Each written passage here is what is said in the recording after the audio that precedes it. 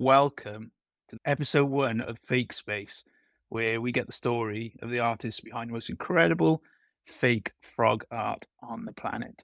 And today, I'm your host, Rebel Money, coming live from the Fake Studios, otherwise known as my kitchen here in Wales. We're on a budget since it's the first episode. But hey, who knows? One day it could grow. We could maybe be Skrilla might give us a little bit of a slot in his studio at some point, but that'd be great. But anyway, enough about me talking here. Today we have one incredible artist that is causing a lot of excitement in the fake rare community and beyond as well, with his incredible talent. So, ladies and gentlemen, I want to introduce you to the one and only Mr. Pepenardo. Hey, man. Well, thank you so much for that introduction. That's a huge honor. And I just want to thank everybody for being here. Rebel, when you reached out, uh, I'm never good with public speaking. So, in a weird way, uh, participating in this whole community has really brought me out of my shell. So, I really appreciate you asking me to come on and do this. Mate, it's the pleasure is all mine, to be honest with you, mate. And when I reached out to you, and we're going to talk about some of your works, but after just Fake Genesis came out, I was just awestruck by it, and I was like, right, man, we got to get this guy on a mic. We got to get him telling his story, because all I see is a Leonardo da Vinci turned green on a Twitter circle, and that's it. And I personally, I just wanted to find out more about yourself and how you churn out this incredible art over and over consistently, mate. So thank you very much for being here this evening. I think it's worth, before just we all kick off, I appreciate probably most people in here are from the fake career community, but can you just, well, you can help me out. Can you just describe what is the fake career project and what does it do? Anything you know about it? Yeah, absolutely. So, I'm relatively new to the whole crypto art NFT space. I mean, I've been following cryptocurrencies for quite a while now, many years.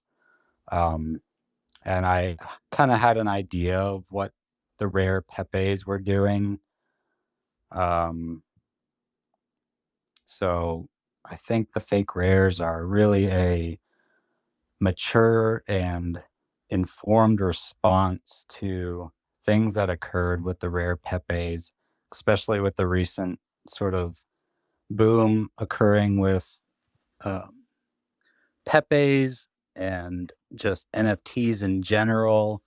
I think people are sort of seeking out the origin story of what is causing all of this excitement in cryptocurrency, crypto art, and NFTs.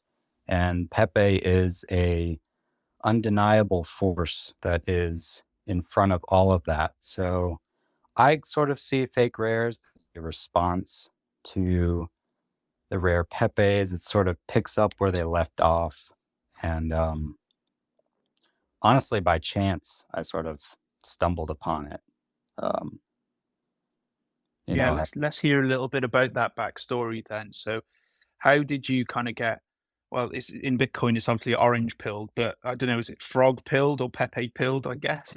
So how did you get involved in the now infamous fake frog community? yeah. So I have a the I like to call it the alternate universe. Pepenardo has a emerging artist career. Um, I've been an artist my entire life, participating, I guess we'll say, in like the western side of the United States. Some shows in Chicago, New York, Phoenix, and LA. So I kind of had that sort of background, took a break for a while, actually went to nursing school in the midst of the pandemic. And then just on a total whim, I was observing everything happening in the crypto space, NFTs, seeing this sort of explosion with the Pepes. And just kind of like during my last semester of nursing school, I had this creative urge ready to explode. And I just like kind of was like, okay, I'm going to make this painting of this Pepe Lisa. Um, I had no idea that the fake rares was a thing at that point. I was kind of just, you know, wanting to let my creative flow happen. So I was just kind of having fun making this painting. And I think like maybe in the very beginning stages of it, I decided to enter in Twitter and sort of post some work in progress pictures of it, and caught wind of the fake rares, and somebody had linked me to the Telegram. So it was really, in a weird way, like a right place at the right time sort of moment where, I'm making this almost the most iconic image in art history as a Pepe. And, being able to share that with the fake rare community was just such a blessing. So you actually created a Pepe without even knowing there was a Pepe community or a fake rare community or even a rare Pepe community. Well, I had known about the rare Pepe community. I had not known about the fake rares yet. I was sort of just kind of making this image for fun, trying to figure out like, okay, I've been involved in following cryptocurrencies for so long. I'll figure out where to put this Pepelisa. This fake Pepelisa is what it eventually was called, but I really didn't know. And so I think I just saw people talking about fake rares here and there on Twitter, and I sort of posted like, "Can anybody tell me about fake rares? What is this?" And I've mentioned this in a space before, which is really funny. I call it my glitch in the matrix moment. But I, posted like, "Can anybody link me to what fake rares are?" And somebody had posted a link to the Telegram chat. And, in that swift little moment of time, I really think that changed my life. I went back to see who it was like months later who had linked me to the Telegram chat so I could thank them. And I can't find the post anywhere. It's like it was either like deleted or the person never actually existed or something. So, um, That's really er, cool. I think like if that person is in the chat today, by all means speak up, please. They are your maker in that sense. They brought you to life. They put you back on. They put you back into your artistic realm. So just on that, so you doing your nursing thing, and then from there you obviously got involved. You had then fake Pepe Lisa, and and how did the story go from there? Then what happened from that point? yeah, totally. So I think, you know, with my artistic background, I've always been in tune with the sort of classic masters. And I've always been an oil painter. So I've had sort of training, technical training. I'd say I'm self-taught in the sense of the actual paint application. Um, but in my probably when I was about 18 to my mid 20s, I was working for a handful of world-renowned, contemporary artists all over the nation in the United States. Um, that was kind of my way of educating myself of what was going on. It was a job, but I was taking like the bare minimum pay. Really, I was just trying to see how they operated as artists, how they operated their studios. Um, so I was an apprentice in a sense, and sort of utilizing all of that knowledge and skill set. I, had applied it in my own paintings. Um, so yeah, That's as cool. Pepenardo, I really look to the classics, look to that sort of dogmatic structure of the history of painting, the Lisa, the Leonardo da Vinci, um, and now the fake Genesis, which is that phenomenal image of Napoleon Bonaparte on a horse charging into the distance. I actually like flipped the image horizontally so that it would read from sort of left to right, um, sort of moving forward in a upwards direction. So Oh, yeah, art, we're gonna talk loads about that and the fake Genesis, my friend. Don't you worry about it. I've got a load of things to ask you on that particular point. So why did you choose, Pepe Nardo? I mean, I was telling my friend about it today, and his response was he could have chosen any of the Teenage Mutant Ninja Turtles, but he chose Pepe Nardo, and so perhaps not the most educated person in art, and that's cool. But why did you gravitate towards that particular uh, Renaissance artist rather than some of the others? yeah, man.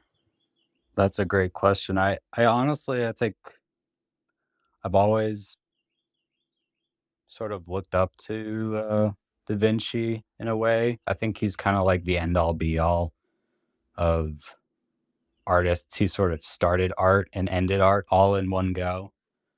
Um, What do you I mean by that then?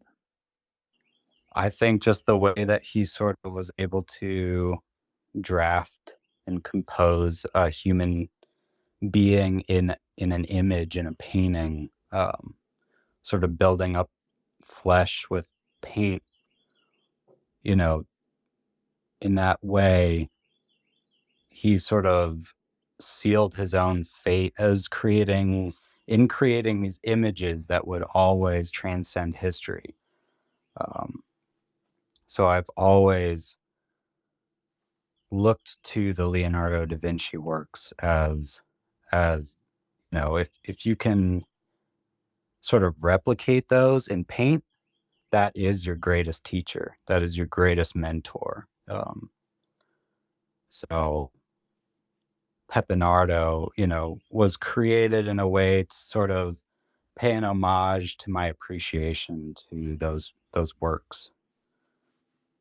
Well, mate, I definitely think you're getting there, my friend. You're definitely a legend amongst the fake career community, and it's eking out into the greater just art community as well, as we've seen. On your work now on ArtNet, and I was just on the spaces just before this with all the OGs that were on there. That was a good chat as well. It's good to Yeah, listen that to. was fascinating to sort of hear the history of all those guys and hear what ArtNet's perspective was of it too. Yeah, I think I keep telling people all the time, and my poor girlfriend, honestly, at the moment, yeah, I'm trying to explain how exciting this space is at the moment, and God bless her, she puts up with me. But I'm talking digital frogs on Bitcoin, which is quite a niche thing to talk to someone who has got the appreciation. But I'm slowly working on it, my friend, and she is a big fan of your work, by the way. I showed her work earlier. Her personal favorite was the fake pearl. I got to be honest. Oh, She's that's awesome. there's a whole series there. I mean, you've released 6 cards over the whole fake career series. So we're talking season 1. You had fake Pepe Lisa. That was card 41. Then you went to Pepe Monday, and Pepe Mai, then Pepe Magpie in season 4, season 5 Fake Pearl, and then Fake Genesis. But you're a prolific artist. I think one of the big questions that everyone's thinking, as everyone's listening, is how do you get the time to produce works of such high quality in such a short period of time? Because I tell you, for me to do that, Pepe can write, and I appreciate that is high artistic skill as well. So I just how do you find the time and to I wouldn't even say churn out these works because they're done so masterfully. How do you get how do you physically complete all this work in such a short period? Yeah, totally. Man, it's crazy. I think when I was creating the first 3, I was still in nursing school. So it was like the wildest ride studying for finals while also trying to create these paintings. I literally used every freaking minute I possibly could find in my day to create them. And then I graduated in December. Um, and I just kind of hit the ground running. I was just like, I'm going to use every waking moment I have to just paint as much as possible. Um, and really it's been like it doesn't feel like a job at all. Like I'm literally doing the thing I absolutely love to do on a daily basis. So and I'm learning every step of the way. Every painting I'm making, I feel like I'm becoming more knowledgeable of how paint works and um, just how to produce these images. It's crazy because all these old masters you would hear, like Rembrandt would make an entire painting in like one sitting, like of like 8 hours. And I'm just like, that's just absurd. Um, so yeah, I've pretty much gone full time into fakes. I would definitely say this experience in fake rares has completely changed my life 100%. I fully anticipated graduating and, pursuing a job, but I actually had to contact my employer and say that I wasn't going to be starting. Could you how Just, did that conversation go? Let's just break that down a minute. So, you're on yeah, the phone, yeah? So you're there to the I'm assuming it's a nursing job potentially or whoever whatever it might be. yeah, "Excuse me, sir, I won't be coming in today because I'm too busy making meme frogs for a living," or yeah. however that might be. How did it all go down? I pretty much told them, I didn't want to go into explaining meme frog paintings to them. So I pretty much just said I signed a contract for a confidential art project that I needed to present my full attention and time to. I actually had contacted them twice and left voicemails and didn't hear back. I probably pissed them off. And then I sent them an email because I was like, okay, why aren't they responding? Of essentially the same message. Still didn't hear back. So I'm pretty sure I thoroughly pissed off some people, but that's just part of the story, I suppose.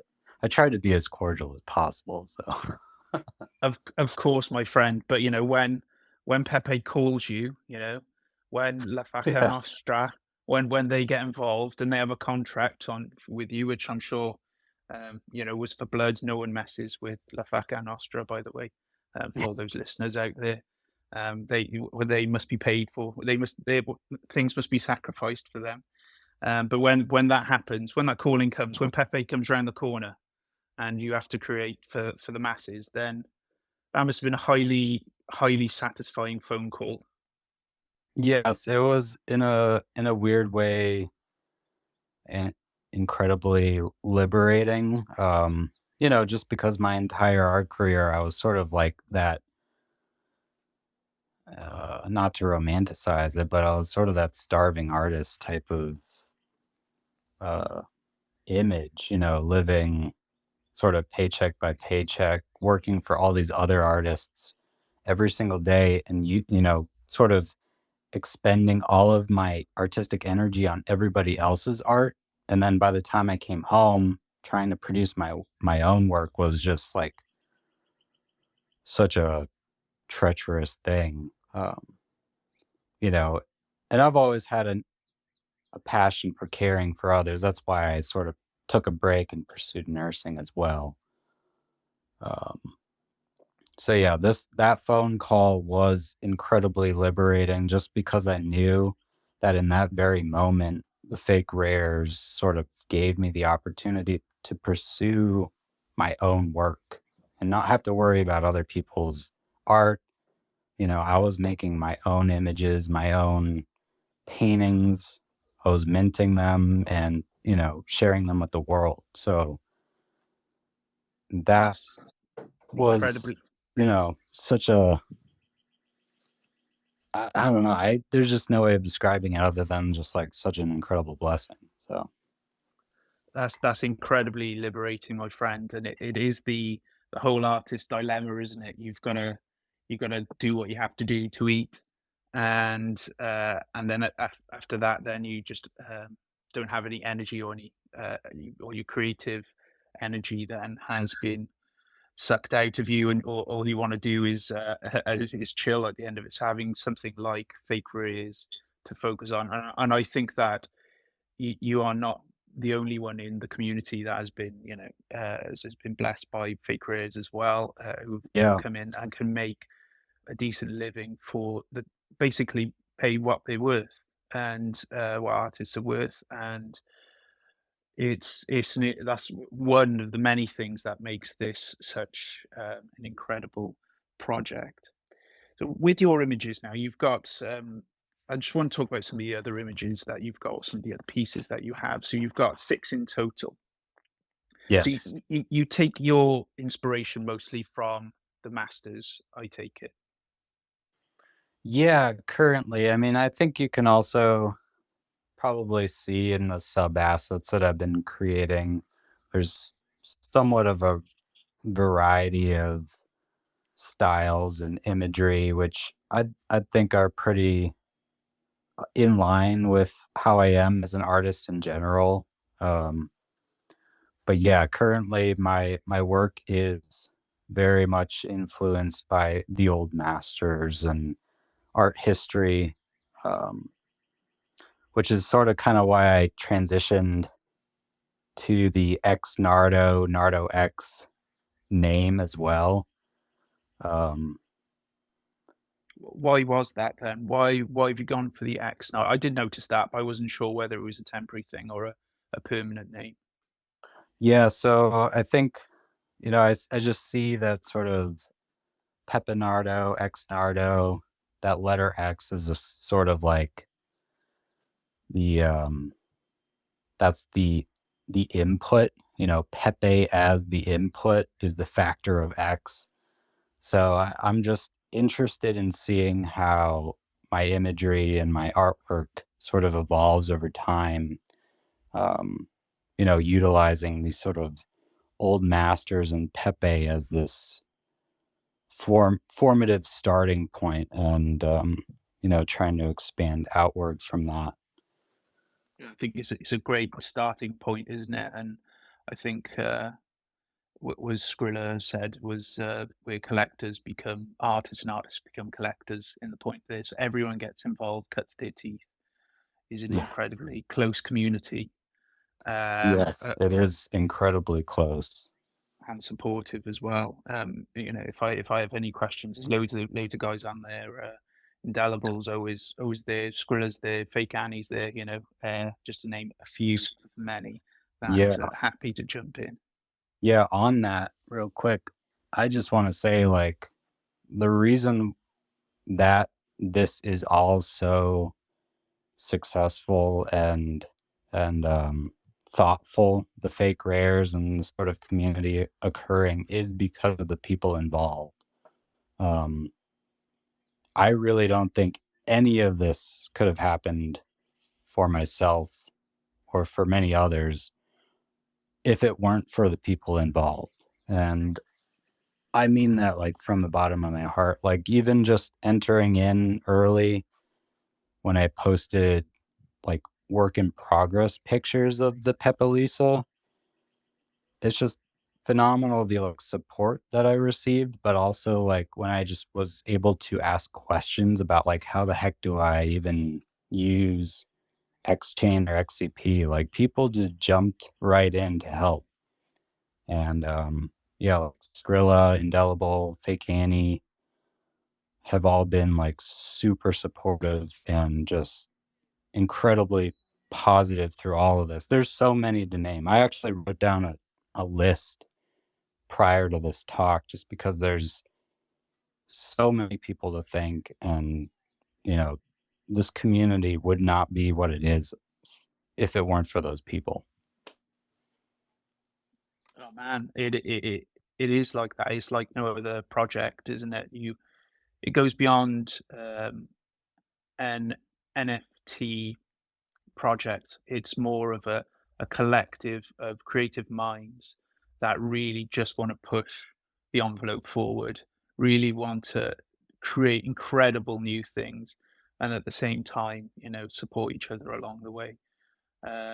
Yeah, sorry, man. There you go. I thought I was getting emotional there listening to you as well, mate, because the emotion there in your voice. There's definite gratitude there for what's going on.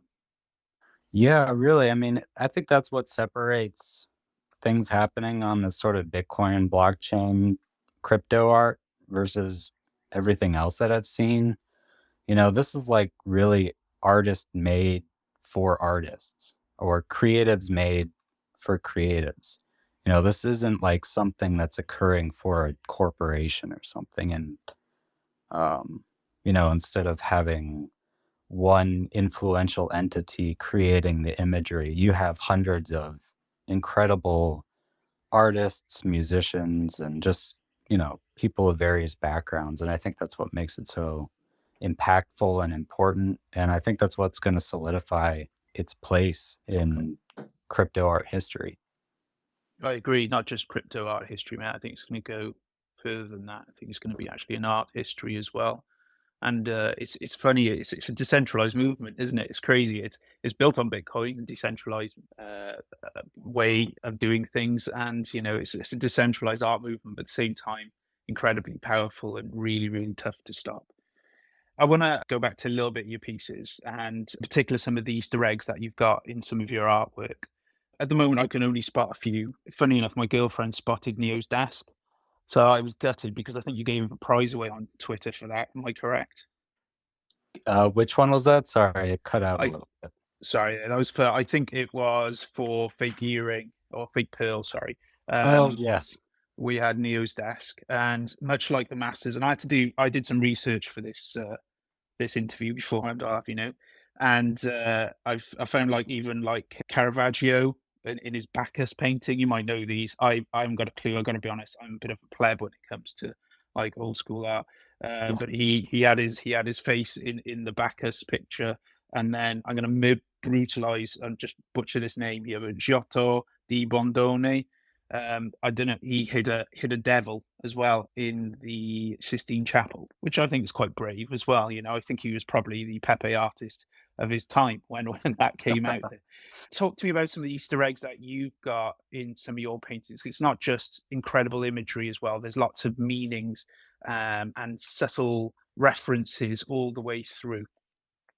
Yeah, I mean, it's one thing to sort of make a master copy of an old master, but it's another thing to sort of hide, you know, the the all iconic Easter egg.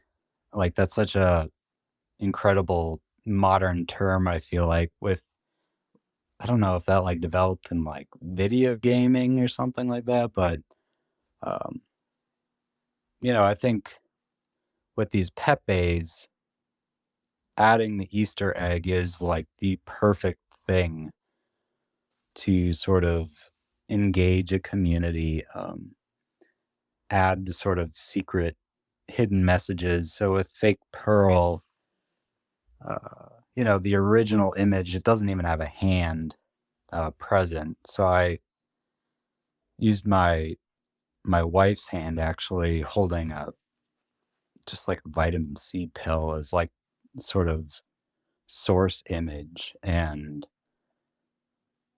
you know tried to reference some mimetic history with the sort of enter the matrix, glitch in the matrix imagery. So I put Neo's bedroom in there as a sort of image to represent that moment in time when Neo's life sort of changed. He was given the decision. Um, so I sort of try and put some personal things in there for myself. Like these are like the moments in my life where everything's sort of changing. I took the red pill or the orange pill, so to say, and fell down the rabbit hole or the Pepe hole, but that sounds really weird. So Yeah, we gotta work on that. It's Pepe pill, frog pill, I don't know, yeah. The frog hole, I don't know, that doesn't sound much better either. I know what you mean, I've gone down it myself as well. Nothing's quite the same ever again, you end up just craving frogs most of the time, which is just, yeah, or seeing things in a different way, which is really, really cool. Let's go on and talk about it now is your incredible new piece, or your newest piece on Fake Rares is Fake Genesis. And I have to be honest, my friend, my jaw dropped the moment I saw it. I think it's fair to say your art was pretty good before, it was pretty good. You just took it up to a next level with that. And I was just trying to work out what exactly I love about it. And I've kind of come up with a few things here. What you've done there with your piece is you've taken what a meme is and brought it forward from the Renaissance age or taken it from the Renaissance age, but it's having so much symbolism and artistic flair in one single image that is awesome. So if anyone hasn't seen the image, I strongly suggest you go and check that out on the Fake Directory. It's season 6, card 19. You've got the anonymous mask rider on the horse, so it's almost like that's Bitcoin, the anonymous guy, and it's being delivered by Pepe. It's a vector for Bitcoin. Then you've got the whole uh, the cape, which is orange, the Bitcoin orange as well, and then the hmm anonymous guys holding the keys as well, not your keys, not your coins. And then you've just got the kind of defying convention as well by the new age of Bitcoiners aren't these people in suits, the financial suits. It's the people that are wearing jeans. It's people that are wearing Air Force Ones, riding back this crazy green horse. Um, First of all, thank you very much for trading for my Pepe Rice. That oh, was yeah. probably one of the best trades I've ever done in my entire life. I really appreciate that and owning that. How did that piece come about? You said it was similar to another artist's painting, but how did you develop it from there? Yeah, man. Well, first of all, just thank you for um, you know, saying those kind words and making those interpretations of the work. I think you were very spot on. But yeah, after those first three images I made, I knew all along that I was going to expand out past the Leonardo da Vinci master copies and sort of move on to other images of art history. So yeah, that Napoleon Bonaparte painting of the horse is so iconic in a way that um, I've never seen it in person, but it's massive. I just knew that there was thing all along that I could do with that image. Um, the original's actually inversed, so he's like the horse is actually raised up towards the left of the canvas. I wanted something where it was raised up towards the right, sort of to resemble the sort of uphill battle that cryptocurrency and Bitcoin as a whole has sort of had to tackle as this sort of upwards rise. But yeah, the image as a whole, I really wanted to make something that referenced Bitcoin and Pepe in a very subtle yet elegant way. So, um, not being very explicit with like the Bitcoin logo per se, but like sort of adding in little hints of things, exactly as you said, like the orange cloth as like that Bitcoin orange, the anonymous mask to sort of resemble the cryptocurrency community as a whole, but ultimately also as Satoshi Nakamoto. Um, and then obviously the green horse with the red lips as a sort of Pepe figure. And it's funny because I remember Skrilla or somebody talking about how like those early rare Pepe transactions were actually advancing the Bitcoin blockchain. So I see that Pepe horse as a funny sort of way of transporting the cryptocurrency community as a whole forward. Uh, but yeah, there's all sorts of imagery. You know, you got the keys dangling from Satoshi's belt, and that was sort of added as a gesture to the you know, that famous phrase, "Not your keys, not your coins." And yeah, the shoes are sort of reference to where I sort of became a artist in Chicago. So you have those Chicago Bulls, Nikes. So yeah, there's all sorts of things where I try and add the personal and the mimetic and the references to crypto history and art history. Think you've just nailed it, my friend. I think it's just the perfect mixture. Was it always the intention? Did you always think this one was going to be a big one, and you wanted to keep it to just before the Bitcoin conference, or do you love each of your pieces like children, and it's tough to choose between them? Yeah, I do. Well, first of all, it's funny because whenever I make these things, and I'm pretty sure I speak for a lot of artists, but it's such a vulnerable thing, you know, before you put out a work. I never know what it's going to do or how people are going to respond. Um, but yeah, the sort of response to that piece in particular was just like phenomenal and shocking. It was just, you know, it really made me feel like I was moving or growing in a direction that seems appropriate for the fake rares, for crypto art, and just for myself as an artist. Um, but yeah, it's hard to let them go. You know, I'm going to be putting a few of these paintings up for auction at Bitcoin Miami, and you know, I don't want to, but but I want to share them with the world. So I it's was going to definitely say, it's definitely a hard thing.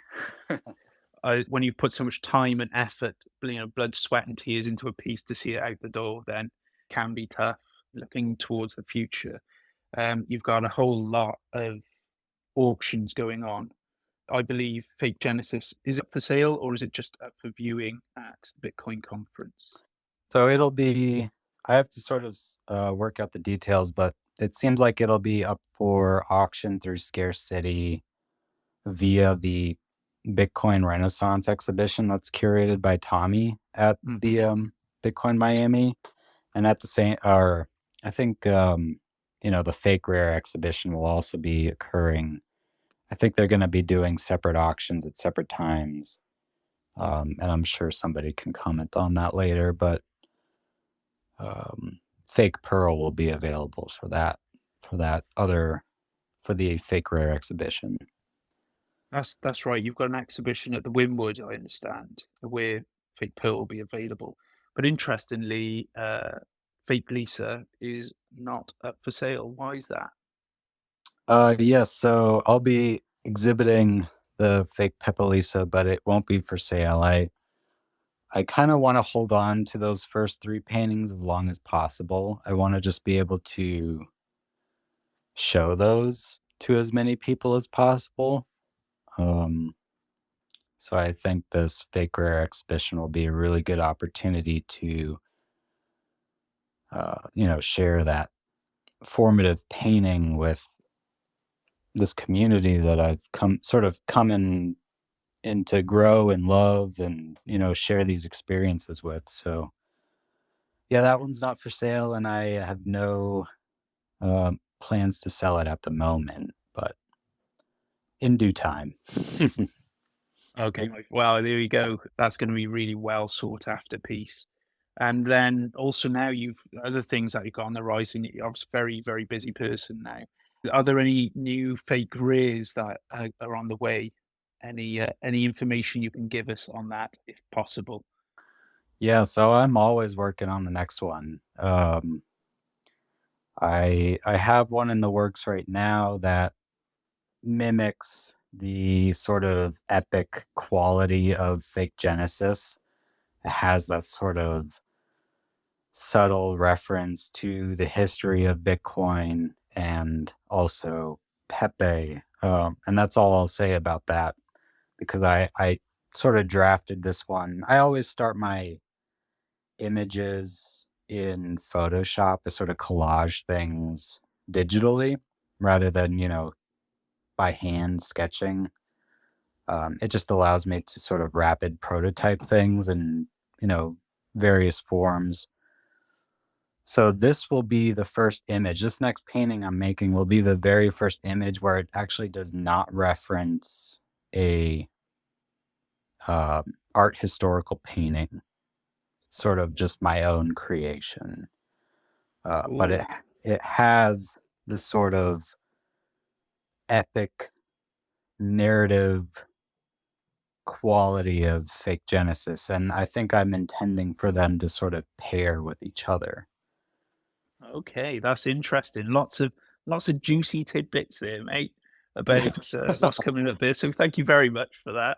Interesting how that'll work. I'm looking forward to whenever that may be released, and I'm sure a lot of other people on this chat will be chomping at the bit as well to get a glimpse. Just before we open the floor up to some questions, is there anything or any people you'd like to thank? You said you had a list earlier, or anything you'd like to say before we do that?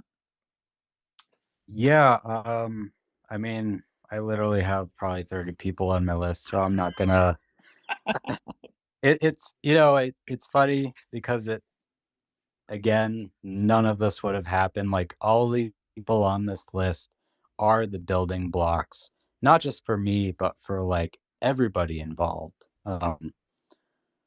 So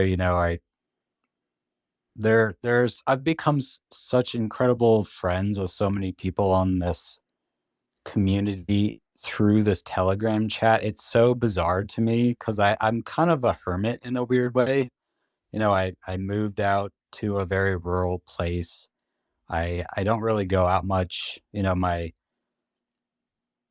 My wife and I are both sort of similar in that sense. So we like to enjoy our time, alone and in privacy and stuff like that. But what really brings this whole community together is the interactions and the relationships, through that Telegram chat, which I spend so much of my time in. But um, yeah, everyone there is, couldn't have been here in this moment without you, and I really mean that from the bottom of my heart. So Thank you very much, my friend. And yeah, I think it's a good time now to actually throw this open to the floor. If anyone listening, do you have any questions you want to post to the one and only ex Nardo?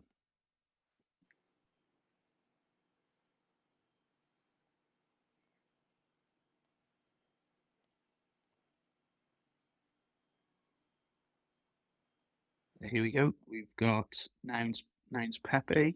Let's see if this works. Hi, Nouns Pepe. You okay? hey, nouns. Hey, thanks for bringing me up. I don't have any specific questions. I just wanted to say thank you for your work, and I am um, a massive fan, and I can't believe I get to actually speak to you in person and say thank you for all the work that you've been putting out. I absolutely am in love with it. Thank you. Well, thank you, Nan. I really appreciate that. That's awesome for you to say that. That is absolutely. Thank you very much. I've got to be honest. When I was in the process of actually putting up this interview as well, I've had several requests. People saying, "Oh man, I love this guy's work so much. Is this going to be recorded?" Just so that I don't Oh miss my this god. because I'm across the world or wherever. I've got a chap who's in Hong Kong who said, I really, really want this. He's one of my favorite artists. So there's lots of love going around the room for you, Mr. Nardo, has to be said. Wow, that's awesome, man. I think I know who that is from Hong Kong, and that's awesome. I'm so flattered. I constantly I really don't know what to say half the time just because this has been such a life-changing experience for me, and, you know, I don't know, I could. it's just awesome. It is awesome, mate. I've got a quick question for you then. So if you could, say Pepe pill, frog hole, whatever we're calling it these days. If you could pick any artist in the world to collaborate with or to do a Pepe piece with, who would it be? Oh my gosh, that's a tough question. Um, well, I think they have to be alive? Ah, they can be dead. Yeah, yeah. This is an imaginary space at the moment. So yeah, definitely they could be dead if you want, mate. Yeah, I mean, the list could go on forever, but I think there's like Chris Burden, um, and Andy Warhol would probably be like my top 2 guys of all time, both of which have passed. But, I really look to those guys as sort of fearless leaders in art history. They really just kinda did things unapologetically. And in a weird way, I think my experience with the fake rares and being able to produce this work has allowed me for the first time ever to sort of make images unapologetically. And I think just as a community, we are able to do that. And so I know for a fact if Andy Warhol were alive and witnessing all of this happen, he would be so excited. He would be making Pepe's left and right. So those 2 guys, I say, would be my top 2. I think it's interesting what you say. Like I think now Pepe art, and in particular what's going on at the moment with the crypto art scene, is very much kind of what happened in terms of pop art and street art, where it was just kind of it be started as throwaway art. I'll just do some, do a meme or whatever, and it'd be gone tomorrow. But it's actually now it's turned into a whole movement itself. It's extremely rebellious and punk, and it is the most exciting art movement in the world today. Yeah, absolutely. I've joked around with a few of the guys that, this all sort of feels like how art history portrays artists hanging out in New York, prior to the pop art movement or prior to the Abex painting movement. They're sort of just like all hanging out in their studios, just like smoking cigarettes, getting drunk, making these wild paintings that critics just absolutely hate. And, give it 10 years time in art history, they are the superstars. So in a weird way, I kind of feel like that's what we're doing. I think so as well. I mean, just very quickly on that. I mean, how different is you've had little bits between the art world, obviously experiences in the art world, and NFTs. What's the difference like between the two worlds, and how do you expect that to develop in the future? Yeah, I think that could be like a whole conversation in itself. Let's do it But again sometime. That'd be good. a absolutely, and I think there's plenty of people that I could suggest to bring on for that. But, I honestly think it's the sort of open-mindedness and acceptance is so powerful and present in this community that I'm experiencing versus what I experienced in the traditional art world, which is extremely competitive. Both have their pros and cons, but that's sort of like my ultimate takeaway of the two. I felt very alone in my pursuits as an artist, in my traditional art career, and that's sort of why I took a break. And I do not feel that at all one bit pursuing the sort of art I'm making right now. So Cool. Yes. It's the new age, isn't it? It's upon us. Okay. So have we got any more questions now from the audience? Speak now or forever hold your peace. All right, that's cool. I think we're going to wrap it up there, my friend. And it's been a fascinating conversation. I'm extremely grateful and honored to have you on this initial fake space. It's been a pleasure to talk to you. And I can only see good things for you. And much like the finger on fake Genesis pointing towards the moon, mate, I think that's the way your career is going. And Oh no. hopefully continue to just churn out some incredible art, not just for the figure community, but just art in general for everyone to enjoy. So thank you very much for coming on this evening or Well, this afternoon. yeah, thank you so much, Rebel, for taking a chance on me and bringing me on. I really enjoyed myself, and thank you everyone in the chat for listening in. It's a huge honor. So everyone enjoy your Friday, depending on where you are in the world. And I look forward to speaking with all of you in the future. Thank you very much, Pepenardo. And just before we finish, this is the very first time I've run this space, Fake Rares or Fake Space, talking to Fake Rares artists. If you'd like this to continue, this is just something I've tested out today, then please just let me know. Drop me a DM in Twitter at Rebel Money Art or even on Telegram, Rebel Money there. And we'll do these again. Or if there's any particular artists you think I should be talking to at a particular point at this point in time. But to say thank you very much, everyone, for joining us. This recording will be up for 30 days, so you can share it to all your friends in Hong Kong. So yeah, thank you very much for joining us, and enjoy your weekends. Yeah, thanks, man, and hopefully I'll see you all in Miami. Yeah, see you soon, mate. All right, take care, everybody.